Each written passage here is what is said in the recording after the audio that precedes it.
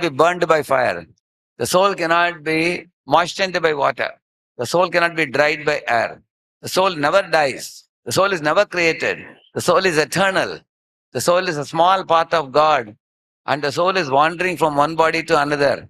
At the time of death, the soul leaves the body and goes with the mind, taking the mind with him. And based on the desires stored in the mind, the soul will be offered one more body to give shape to those unfulfilled desires stored in the mind. So, what is the purpose of this going from body to another, second body, third body, fourth body? Like Krishna says that when you came to this world, it's like rainwater coming to the ground. It's originally pure, but becomes muddy. Like that, when you came to this world, the soul, the pure soul became covered over by the mind. And the mind is impure, and it is going from body to body to body to do the homework of debugging the mind of all the impurities in such a way that when the mind is completely purified, you go back to the spiritual plane, which in the Sanatana Dharma we call it as Asatoma Sadgamaya. You heard this? Tamasoma Jyotirgamaya Mrityorma Amritam Gamaya. From the world of death, you should go to the world of immortality. From the world of darkness, you should go to the world of light. From the world of suffering, you should go to the world of happiness. Krishna talks about this. So, there's a spiritual plane, there's a material plane. In spiritual plane, we are all pure, innocent, like children. But when we come to the material plane, we become covered by mind and ego, where we quarrel with one another, we become angry, we become lusty, we become greedy, because we have a covering of the mind. So in the Gita, Lord Krishna taught this to Arjuna. Arjuna, you are the soul, and you have got a mind and body covering over you. And if you cleanse your mind by a spiritual practice, meditation, chanting, and all these things, you can be very happy even in this world. The problem is not in the soul, the problem is in the mind. So in the 13th verse of the second chapter, Lord Krishna first taught in that. You learn this. So self-management means to know that my mind has certain mental scripts which make me behave in certain ways. For example, I am wearing a spectacles now. If I put a, red tint in this and I wear this, everything will look red. If you wear a black tint, everything will look red. Everything will look black. If I wear a yellow tint, everything will look yellow. That means the color of the spectacles, it actually makes me think of the world around me based on the color. Similarly, Lord Krishna says there are three paradigms in which people look at the world.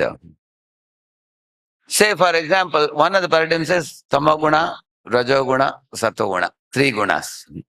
I will give a very simple example. Say there is a building with first floor, second floor, third floor. In the first floor you go, there is a permit room, beer bar, cabaret dances going on, and people are drinking, smoking, taking drugs, dim lights, and people are stoned in drugs. So that is the kind of thing going on here. So people are sleeping. That's first floor. We go to the second floor, there is a gym, people are building their body, there's a treadmill, people are doing activities to keep their body fit. There's a beauty parlor. People are increasing their beauty of their hairstyle and face style and everything. This is second floor. Third floor you go, there is a yoga studio where people are doing yogasanas, meditating, pranayam. And there is also a temple of Krishna where they are doing bhajans and kirtans. So will you go to the ground, first floor, second floor, third floor? Which one will you go to? Third floor, you go to third floor.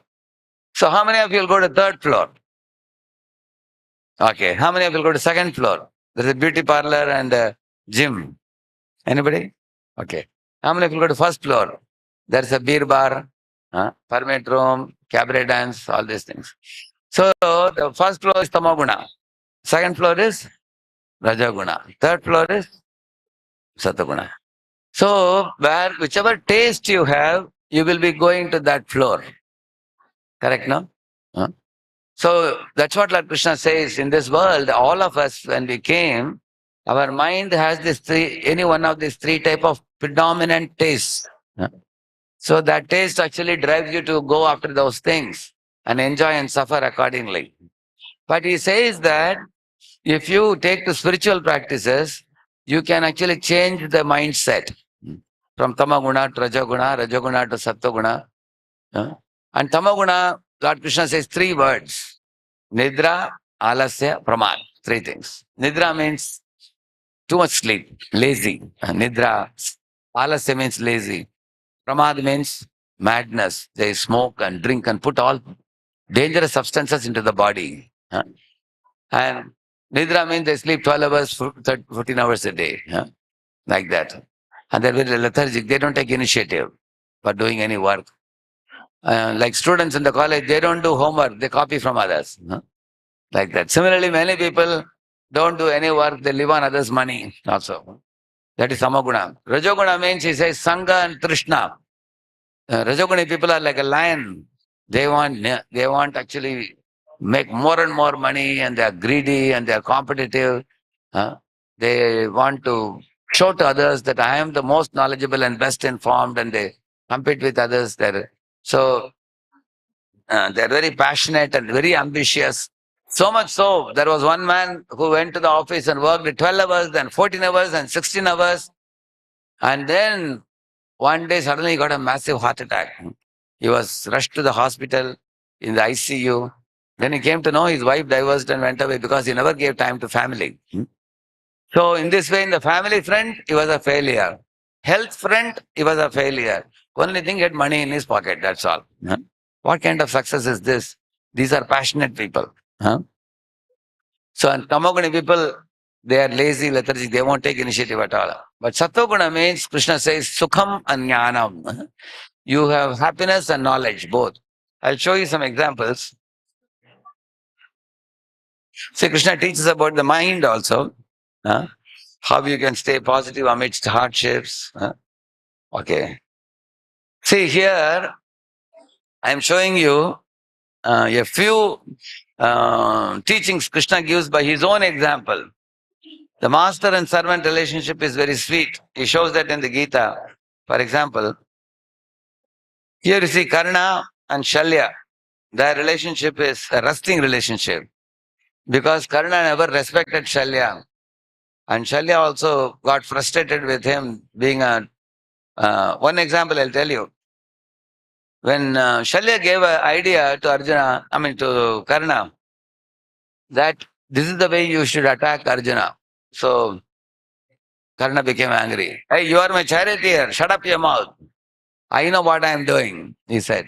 So Shalya got down from the chariot and walked away. He said, you are an egomaniac. I can't work for you. On the other side, you find Krishna and Arjuna had a very sweet relationship. When one Nagastra was sent by Karna, aiming at Arjuna's neck, the arrow was coming like this. And then it hit Arjuna's mukut. And Arjuna's mukut fell to the ground. All the diamonds scattered. Arjuna told Krishna that, hey Krishna, please ride the chariot properly. My mukut is on the ground, people will laugh at me. Krishna said, your head was supposed to be on the ground. I pushed the chariot 1 foot down, because of which your head was saved. So hearing that, Arjuna became very grateful. He thanked Krishna and said, I don't even know that death is all around me. It's only because of my friendship with you my life is protected. So Arjuna and Krishna became more thick in the relationship. So that's why I put the word trust. That is trusting relation, whereas Karna Shalya is rusting relation. So what do you want in your life? You want a rusting relation or trusting relation? You want trust, yeah. Similarly, in any team, the boss, the team lead, and the members should be working as one unit. Like you see here, it's a very empowered team. Everybody is very joyful. One should work like that. Here, when Arjuna was about to start the battle, he presented many arguments. He told to Krishna that, Krishna, if I fight this battle, if sin will come upon us, And your name will also be spoiled that you induced me to fight. Because we are one team. You are my leader and I am working with you. We are one team. So Arjuna saw the team, Krishna and Arjuna as one unit. So that is the way any team should work. But nowadays what happens? If success comes, the team leader raises his collar. I did it. If failure comes, they will show maybe they did it. So they get into a blame game. That is where the world is. Here is another good example. Dr. Kalam, he glorified his boss, Satish Dhawan. He said that in 1970s, they were about to send a rocket. The program had a small mistake. And Satish Dhawan, the boss told them, wait a minute, don't be too hasty. Let us debug the program properly and then operate the rocket. But the team somehow hurried and launched the rocket. It was a failure. Crores of rupees were lost. And when newspaper people came, Satish Dhawan told the team, don't be panicky. I am there. I will deal with them. So he went in the front and all the newspaper people said, you guys have wasted the public money, crores of rupees and everything. He faced them. And later on, the next decade, 1980s, another rocket was sent. This time the team was very careful and took guidance from Satish Dhawan.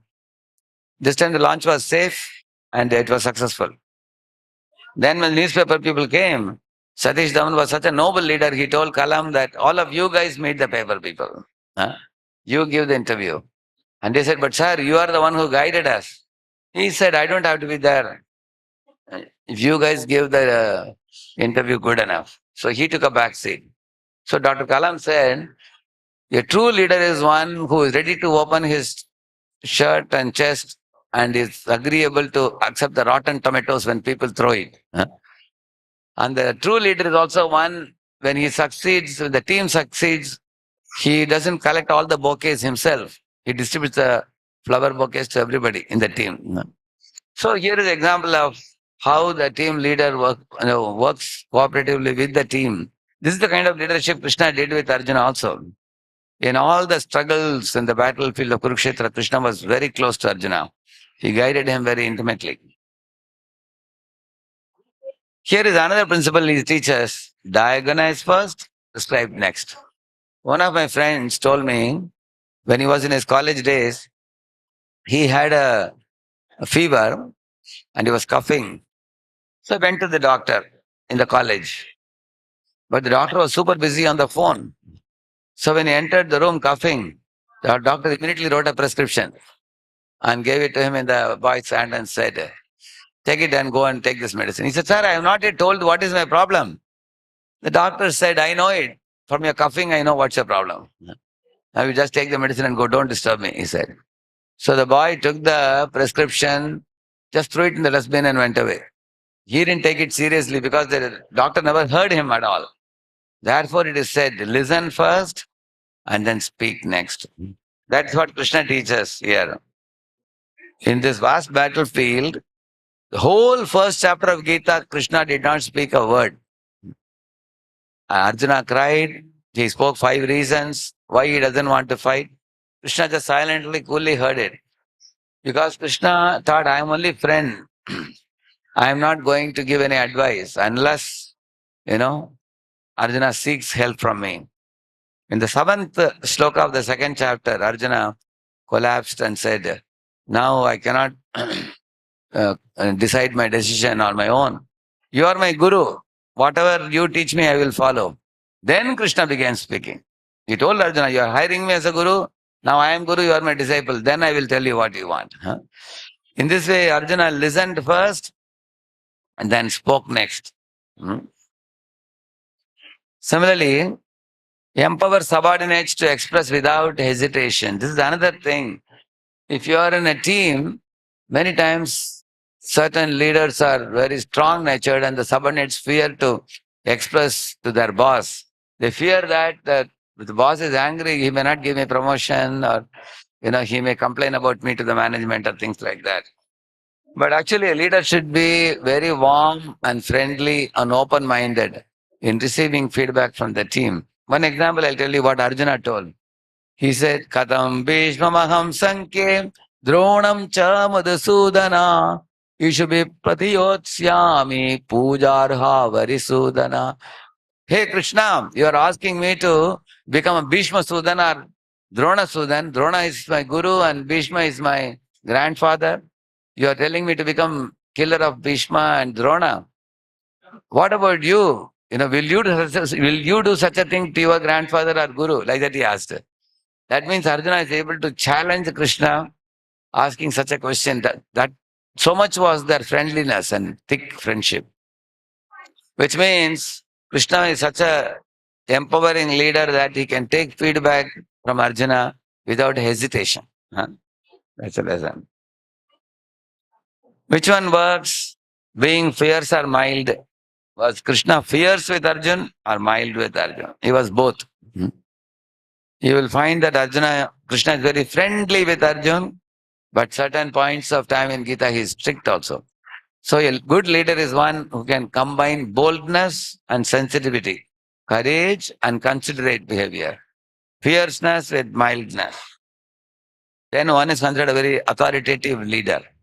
For example, when Arjuna told Krishna that my mind is very difficult to control, Krishna, it's like mind is like a mad elephant, very difficult to control. And Krishna said, yes, I also know it. It's difficult to control, but not impossible. By meditation, chanting, you can control the mind. You can calm the mind. It's possible, he said. He's very encouraging to Arjuna. The entire Bhagavad Gita you will find. Huh? At the same time, when he has to chastise Arjuna, Krishna will chastise also. You will see that. Huh? He had that type of relationship. Like here you see, here the boss is yelling, the employees are running away. You see. Huh? He has no control over the employees. But a true boss is one, who can have a healthy interaction with the subordinates. See, here is the neglectful parents. Huh? The neglectful parents, they don't care about the child, or they're quarreling in front of the child. Huh? Permissive parents, they are extremely lenient with their child. Huh? Like here also, the boss is so lenient that the subordinates can do anything they want. They can be playing video games. Huh? Authoritarian parents, they are very dangerous for the child. They yell at the child and create extreme disturbance. But authoritative parents are one who can combine boldness and sensitivity. Huh? Like here, the mother is telling, "Beta, you go to play at 5, come back at 6. 6 to 7, you have to do your homework." And the son is saying, "Mama, I will play 5 to 6, but you should not come and disturb me in between." Huh? So they both have agreement, understanding. So in this way, you find in the Bhagavad Gita also Krishna combines these two traits while dealing with Arjuna. He is very mild and soft and gentle. At the same time, he is very strict and bold in telling him the truth in the Bhagavad Gita. So the Bhagavad Gita has many subjects. I'll just show you just one thing.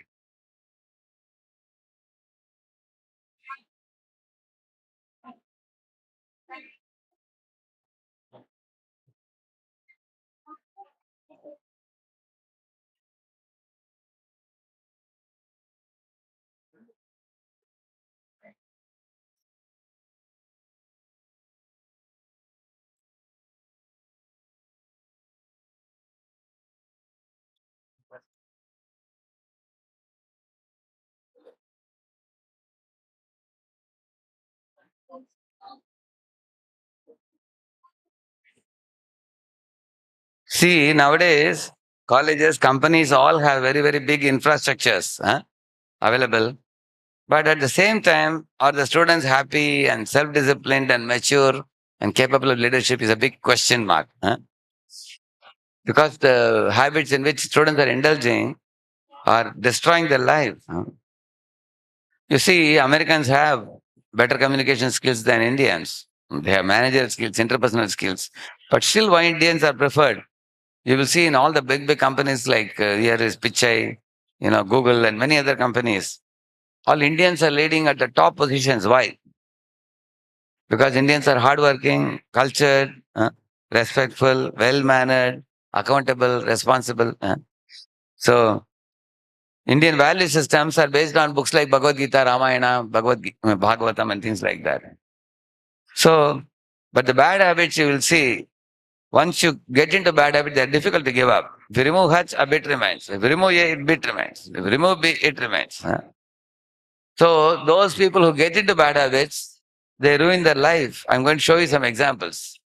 When a company recruits a man, the company thinks, if this fellow has such eating habits, how will he do work in the company? Look at this picture. Or if somebody is always drinking, how can he work with alertness? This fellow has to take a break every 15 minutes for smoking. What kind of job can he do? Somebody is always unwell, sick. How can he do any good work? Somebody gets into affairs with anybody, they can't work professionally. Somebody has a broken marriage, he's into depression. He can't do work. This fellow gets into quarrel with anybody, whoever connects with them. So company wonders, how can he work with these people? This fellow has psychological issues. He is never confident in work. So many companies are facing challenges with people with all this type of bad habits. So they're wondering, should I recruit any of these fellows or should I look for someone else who has good habits? So in Gita, Lord Krishna teaches how one should rise above all these habits and learn the art of managing one's life properly. See, here is the qualities of a good student. Plenty of list of qualities are given. If one studies Bhagavad Gita, one will cultivate all these good qualities. We will have self-discipline, self-control, self-respect, good manners, mind management, anger management. So here is a list of shlokas given here. You can see they are all from Bhagavad Gita, all of them. You can see this. See, managing our anger, fear, lust, confusion, dealing with envy, feeling sinful, forgetfulness, and practicing forgiveness, pride, all these qualities. So we have just given chapters in shlokas. You can find it yourself. So when you go through each of these shlokas and the commentary explanation, you will get a lot of help from this. And more are given here. See, if somebody death of a loved one, how do you deal with it? Greed, seeking peace, laziness, temptation, loneliness, depression, these are all modern day ailments. And Bhagavad Gita gives solution for all these things. So, many great authors have glorified Gita, like Oppenheimer, Eliot, Emerson, Warren Hastings, all these people. Even Gandhi said that, whenever doubts haunt me and disappointments stare me in the face, he said, Gita is my only hope. I turn to Gita as this. So this is our founder, Acharya Srila Prabhupada. By his instruction, in all schools, colleges, universities, we are nowadays teaching Bhagavad Gita. Everywhere there's a great welcome for the Gita. So Bhagavad Gita is a motivational book because it made a depressed Arjuna into confident Arjuna. It's a self-help book because it deals with how to gain focus, self-control, and how to deal with people. Everything is taught in Gita. It's a life transformational book because it teaches you how to bring the angel out of you. We all have an angel and animal within us. How to bring out the angel out of us.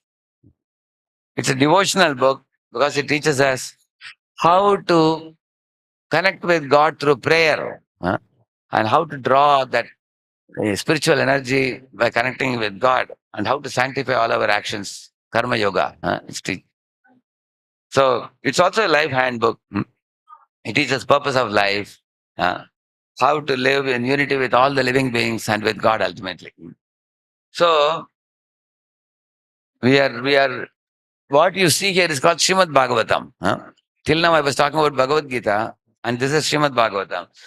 How many of you know Srimad Bhagavatam was spoken by whom to whom? Yes? Shukadev Goswami to Parikshit it was spoken. What is the difference between Bhagavad Gita and Bhagavatam? Bhagavatam was spoken by Krishna to Arjuna. Bhagavatam, it is one of the 18 Puranas, but it is a very special Purana. You know why? Bhagavad Gita teaches you, the Puranas generally teach you how to make your life better by piety. Bhagavatam teaches you how to go back to Vaikuntha. Huh? From material world to spiritual world. How to get out of the jail of material world. Bhagavatam teaches. In Bhagavatam, the Dashavatara is there.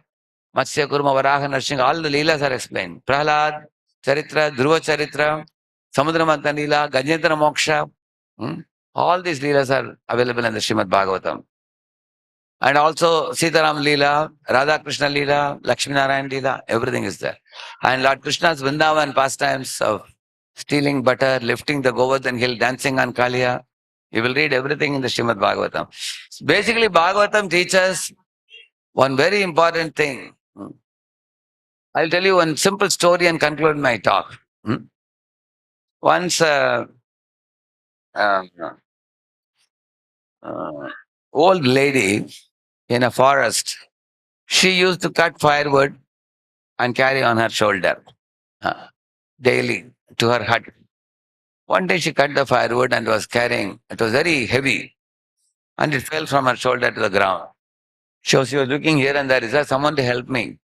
At that time, the king of the country came in a golden chariot, driving in the forest, and she came close to her and stopped the chariot and told her, today is my happy birthday and I'm in a happy mood to give anything to anybody, whatever they ask me. So, old lady, tell me, what do you want? He asked. Old lady said, oh, you came at the right time. Can you please lift this and keep it on this shoulder? Huh? She said. Then the king lifted it and kept it here. What else you want? She said, nothing else, you can carry on. And the king went away. So I told this story in one assembly where there were many old ladies were there.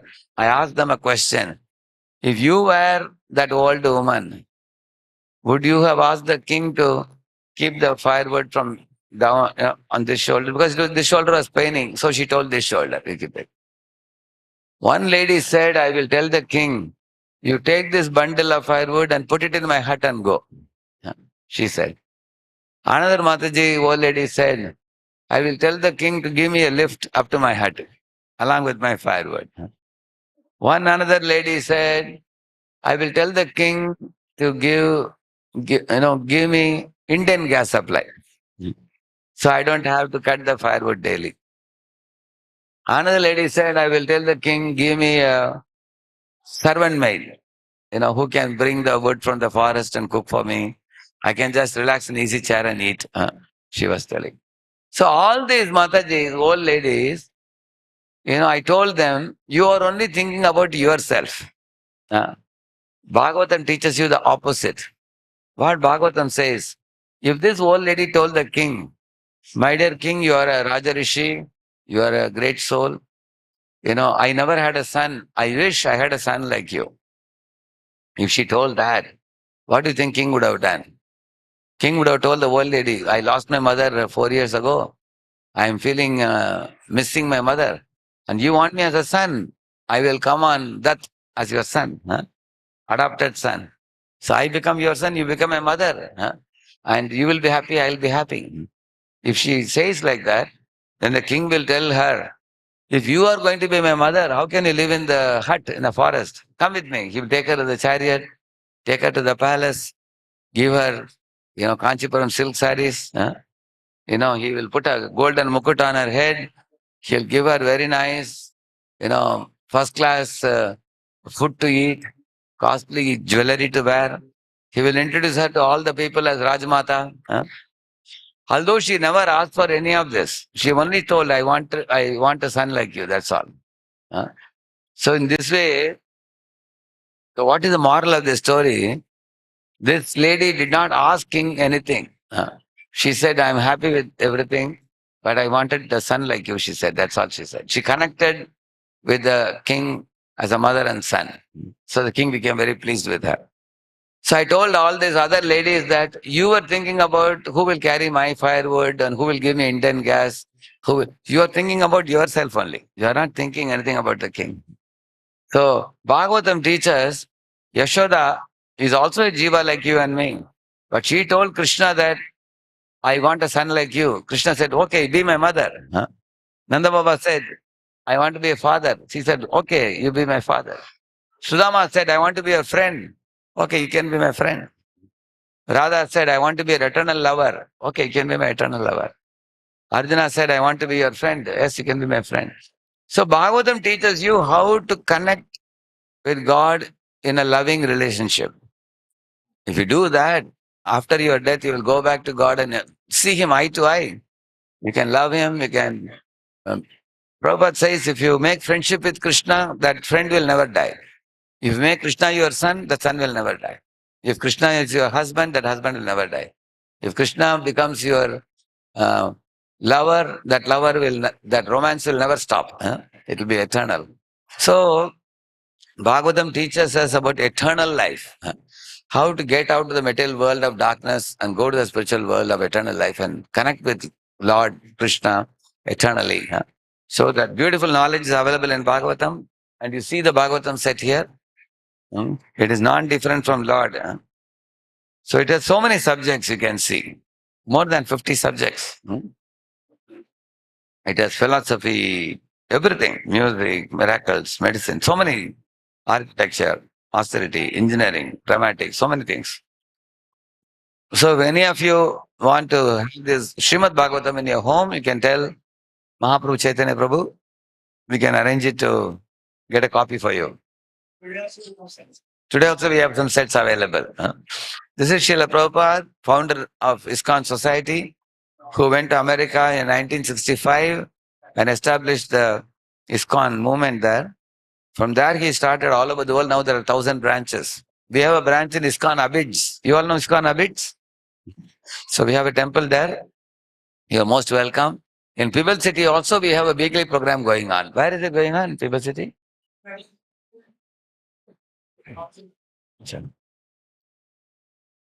Okay. 310? You can stand up. What you can tell about your program? I can tell about the program.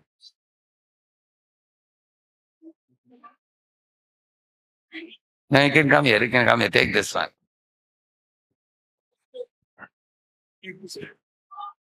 Hare Krishna. Hare Krishna. Thanks. Hare Krishna. Every Saturday between 5 to 9, we have a nice program on Bhagavad Gita and science of self-realization. And there is a nice jubilant kirtan and some test prasadam. Very, very tasty prasadam. Where is it? Where is it? It happened. It's a home program, Prabhuji. No. Which is address? Address. In PBEL City itself. It happens different houses, Prabhuji. But you don't have any address or anything to give? J310. Yeah, J310. Yeah. You can, anyone who wants to register can contact Preeti Mataji or Rashmita Mataji. These two Matajis, they actually coordinate. You can just get in touch with them. They can enroll you to the program. Yeah. And if you come for this weekly programs, you will learn, like you see here, Prabhupada speaking to scientists in America, he very logically presented the philosophy, scientifically, logically, reasonably, answering all the questions that Westerners asked. That's how he could convince the Western world, which is not very easy to do. So the Bhagavad Gita is taught devotionally on one hand, scientifically on the other hand, logically, and the principles of leadership and management are also taught. So when you keep coming for this program, you will learn a lot of things. So here you can see him going to the land of America and making the hippies into happies. And he brought about a great success in 12 years. He established more than 108 temples across the globe. Now there are more than 1,000 now. So I can take one question if anybody has one question, any of you. Give the mic to them.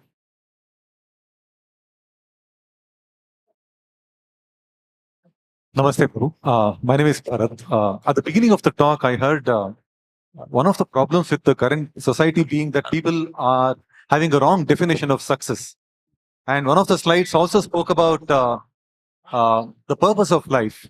So I just want to hear What was the slide? the purpose of life. Gita helps us in defining the purpose of life. So I just wanted some help from you in terms of understanding if there is any way Bhagavad Gita helps us get a proper definition of success and also a purpose of life. Dhanyavad. Actually, when we talk about success in life, people only think Academic success, for example, academic success. If somebody couldn't become an engineer or a doctor or a chartered accountant, and they have to go for something else, they think I couldn't make it in life, I'm useless. They think like that. But academics is a very small part of your life. There is also sports, there is also entertainment, there is also relationship with parents and friends. You have your hobbies, you have time with God also, and so many other aspects of life. Academics is one part of life. It's not the whole of life. And in Gita, Lord Krishna says, your real life is not in this world. This world is like a upside down tree. And the spiritual world is like the real tree. Huh? Say, for example, in the bank of a lake, there is a mango tree, which you see in the lake water as a pratibimba, upside down tree. So the real mango is in the original tree, and the reflection mango is under the water. But then you dive into the water, you will not get that mango because it is only reflection. Similarly, it says that in this material world, when the soul comes here, is covered by body and mind, and is chasing after the mirage of, the reflection mango, trying to become happy, happy, happy, tries. And then after struggling for hundreds and thousands of lives, he gets Bhagavad Gita or something like that. Guru. Then he learns. Then he understands, I am not the body, I am the soul. The soul can only enjoy the spiritual happiness.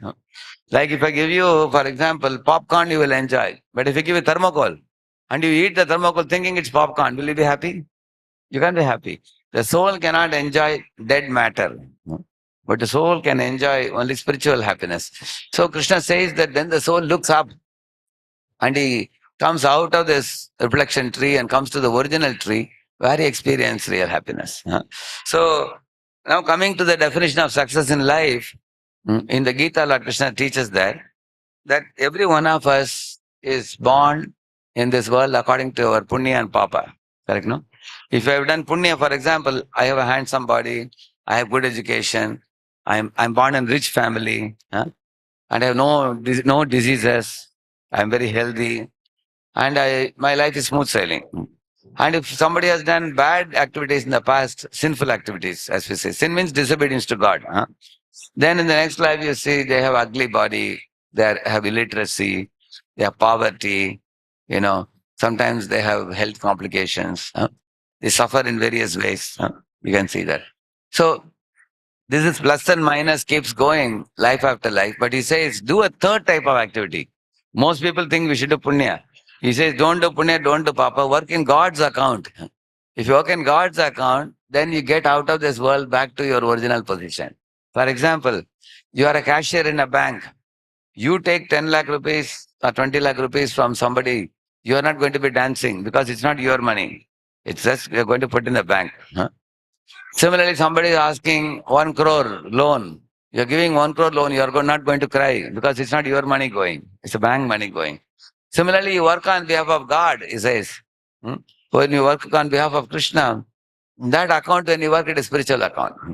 For example, a warrior in a India-Pakistan army, if he fights a very great battle, he will be given Paramir Chakra. But after retirement, if he shoots his neighbor, he'll be put behind the bars. Because the first one is for the country, second one is on his personal account.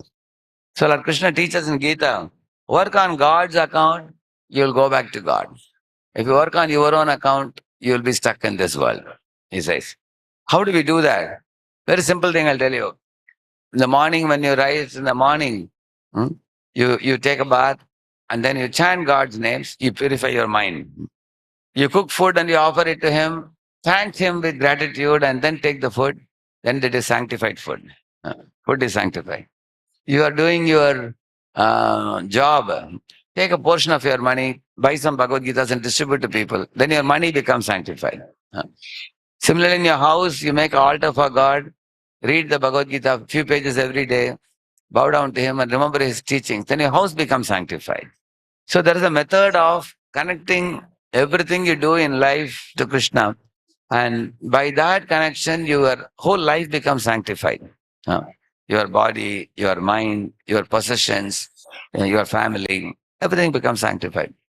And when you keep doing this, your duty towards God will turn into love for God. Initially, it is duty.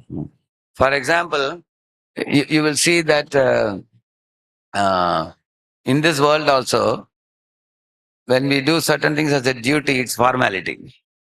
When you do it with love, it really touches the heart. Say, for example, your mother or father comes to airport. You will go and lift their suitcase very happily, even though it may be burdensome, because you have some love for them. Is it not true? On the other hand, when you have to go through an airport in the security check, you do it as a duty. You don't like it. It's very crowded, but you can't escape it. You have to do it. Okay. Then you do it like that. So doing as a duty, doing out of love is not the same. You understand? No? So in this way, Gita teaches you how to start with duty and eventually mature it to the platform of love. When that love is, therefore, there are 4 yogas if you see, you know, Karma Yoga, Jnana Yoga, Ashtanga Yoga, Bhakti Yoga. Karma Yoga, you use your senses to do some work and offer the fruits to God. That is activity with senses. And Jnana Yoga, use your mind to speculate and search what is temporary, what is permanent, what is right, what is wrong, what is Mithya, what is Brahma. So that is Jnana Yoga. Use your mind. And Ashtanga Yoga means you meditate on the Paramatma form in your heart with your intelligence. So, Dhyana avasthita tadgate manasa apashyantiyam yogino. Bhakti Yoga means you give your heart to God with love. But when you give your heart to God with love, your intelligence, mind, senses, everything runs along with it. Because if you give love to someone, you engage everything else in their service. And that is Bhakti Yoga. So Bhakti Yoga is like the yoga of love, which is complete yoga, which includes all the other 3 also. And that's what Krishna teaches. He says the goal of life is to awaken that love. And when you love God, you can love all. And when you don't love God, any love short of love for God is considered as incomplete love. Say, I love my mother and father, only my own family. I may hate others. I love my caste people or my state people, my country people. I love my country, I hate the neighborhood country, correct, no? Or I love all human beings. Still, I may cut a goat or a chicken. But when I love God, I can't even harm an ant also. So when you come to that platform of pure love, you don't come to this world again. You go back to God. That's the ultimate goal of life, to awaken that love. And right definition of success means uh, I have my, like for example, a person thinks, I will do my best and let God do the rest. That is success. So I sow the seed, God will give the rains. I give the interview, the panel can choose me or not. I write the exam and the results invigilators will give. So I have to check whether I'm doing my part well. If I have done my part well, then whatever comes, I accept it as God's mercy. I live it. And that's what Krishna says in Gita. Another thing he teaches, where there is a will, where there is a will, God shows the way. Similarly, do your best, let God do the rest. Because he says, when you show your will in doing something proper, then dadami buddhi yogam tam yena mama payantite. I will show you the way by which you can come back to me, he says. So that means I should not be lazy in doing my work. I should do my work and then pray to God for direction. So if there is a will, then God shows the way. You similarly do your best, let God do the rest. Am I doing my best? See, my best may not be same as your best. Everybody's best is Jatayu. He fought a battle against Ravan. Ravan said, Old eagle, get out of my way. I will kill you, he said. Jatayu said, what? As long as my life is in my body, you cannot take Sita away, he said. And then with his wings, he was beating Ravana. With his beaks, he cut the kavach of Ravana. And with his 2 legs, claws, he tore the mule. Then Ravana understood, hey, this old eagle is very mighty. He took his sword and he cut the wing, one wing. Then Jatayu was falling to the ground. Sita cried aloud. Again, he flapped the wing and flew up and tried to hit Ravana. Second wing also he cut. Now both wings gone, Jatayu fell onto the ground. And then Ravana took Sita away. But Lord Ram told Jatayu, although you didn't win the war against Ravan, you did your best, so I will send you to Vaikuntha this very evening, he said. So Jatayu did his best, and Squirrel did his best. Then Lord was pleased. So that is success. If I have done my best and I pray to Lord, whatever result He gives, I will accept. So we should do our best. Similarly, we should engage our willpower. So in this way, Gita teaches lessons that, we don't have to compare ourselves with anybody. You don't compare a jasmine with lotus. You don't, because every flower has unique qualities. Jasmine has fragrance. Lotus has honey. Sunflower has beauty. Every jiva is unique. Everybody is differently talented. So we will identify our potential talent and engage it in God's service and work in that direction rather than compare ourselves with others and hurt ourselves. Is it clear? Thank you. Now we can make some announcement. Haribol. Mahaprabhu, take this. On the mic. Hare Krishna. Come on. I am a resident of Pebble City, and I have been associated with Radhesham Prabhu, Mahaprabhu Chaitanya Prabhu, and Uday Prabhu since 1 year. It started in last year's Rath Yatra. So they have been constantly telling the science of self-realization and followed by Bhagavad Gita courses, which brought little subtleness in life and a lot of organization, and we were doing better in offices. We were doing better in our professional lives too. So I just made a small video uh, to present how our life was after we have come into contact with the Mahaprabhus.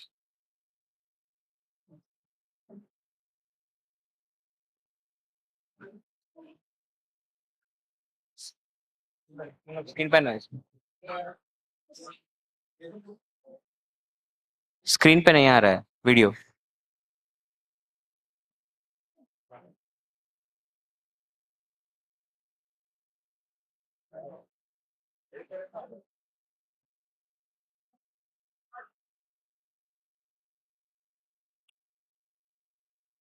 तो आपको कैसा session कैसा लगा how was it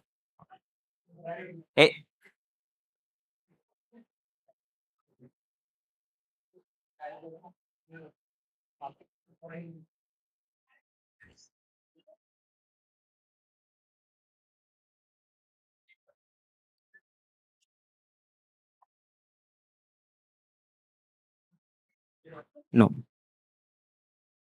ఏమైంది రావట్లేదు మీరు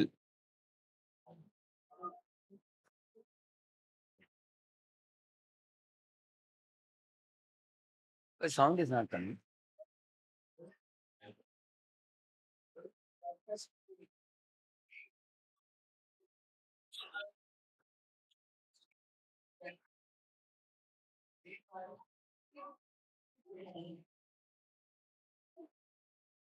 sound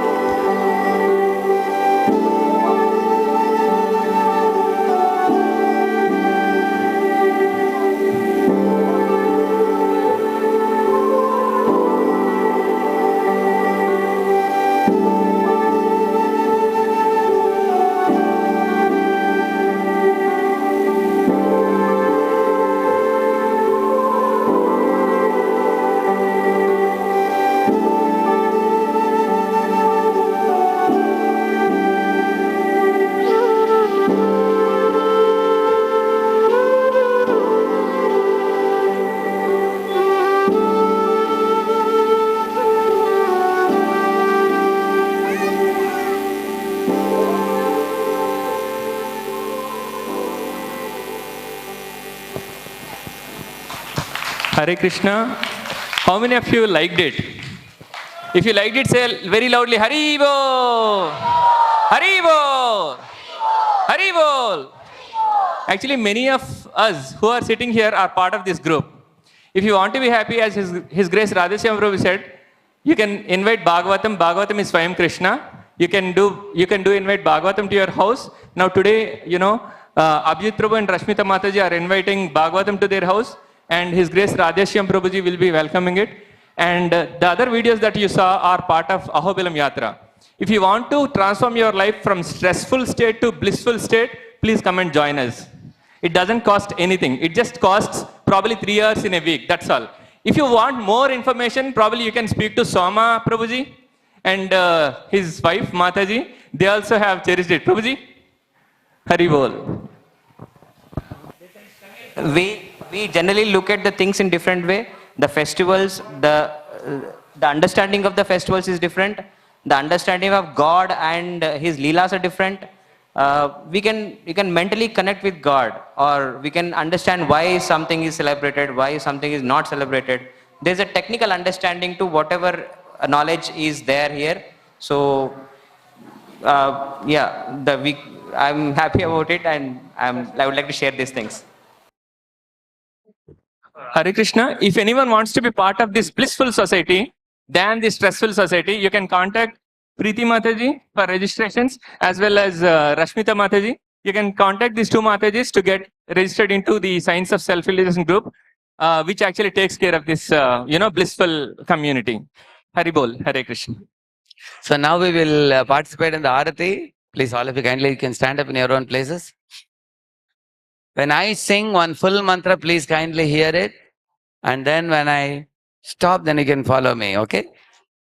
Hare Krishna, Hare Krishna, Krishna Krishna, Hare Hare, Hare Rama, Hare Rama, Rama Rama, Hare Hare. Everybody together, please. Hare Krishna, Hare Krishna, Krishna Krishna, Hare Hare, Hare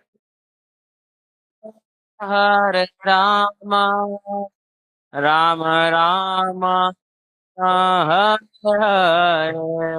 Hare Krishna, Hare Krishna, Krishna Krishna, Hare Hare, Hare Ram, Hare Ram, Ram Ram, Hare Hare, Hare Krishna, Hare Krishna, Krishna Krishna, Hare Hare, Hare Rama, Hare Rama, Rama Rama, Hare Hare.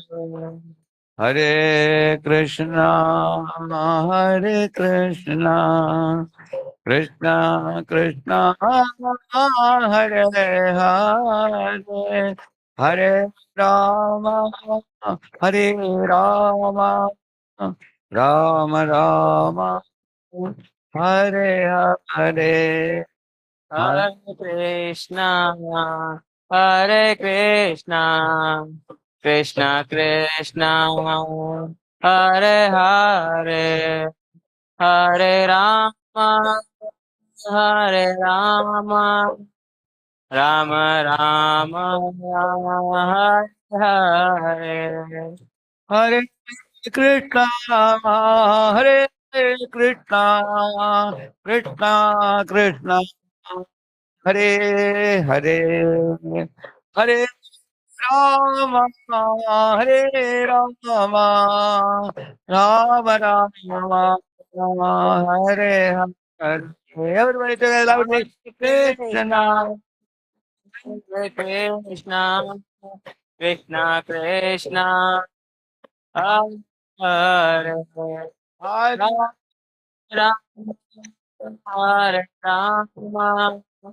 Rama, Rama Rama, Hare Hare. Krishna, Hare Krishna, Krishna Krishna, Hare Hare, Hare Rama, Hare Rama, Rama Rama, Hare Hare. Hare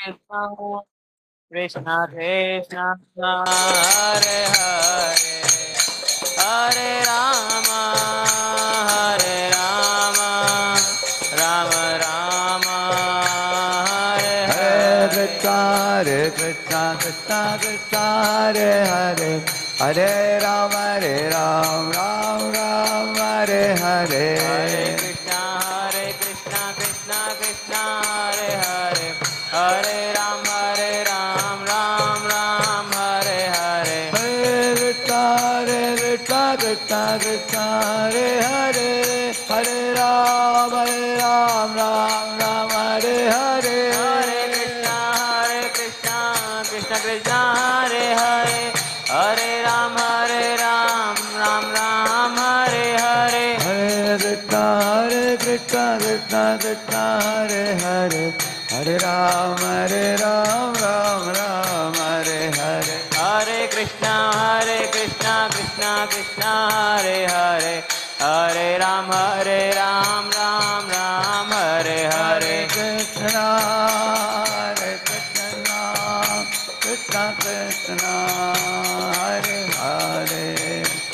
Hare Rama, Rama Rama, Hare Hare, Hare Krishna, Krishna Krishna, Hare Hare, Hare Rama, Rama Rama, Hare Hare. Hare Krishna,